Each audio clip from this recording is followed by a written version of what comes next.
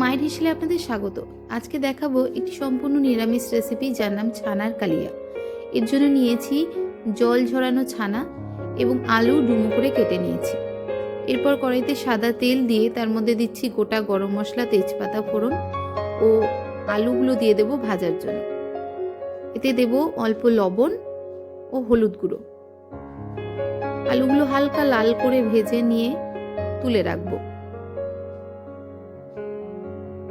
তারপরে ওই তেলের মধ্যে দিয়ে দেবো আদা বাটা এবং টমেটোর পেস্ট।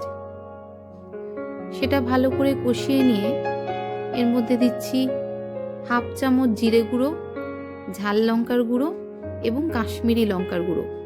তারপরে দিলাম অল্প লবণ ও চিনি। মশলা কষানো হলে এর মধ্যে কিছুটা জল দিয়ে দেব। জল ফুটে গেলেই এর মধ্যে ভেজে রাখা আলুগুলো দিয়ে দেব। তারপরে দিচ্ছি জল ঝরানো ছানাটা, একসাথে মেশাবো।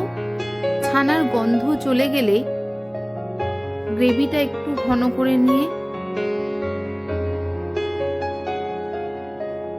নামানোর আগে দেব হাফ চামচ মতো ঘি এবং গরম মশলা গুঁড়ো। তাহলে রেডি হয়ে যাবে আমাদের সুস্বাদু ছানার কালিয়া।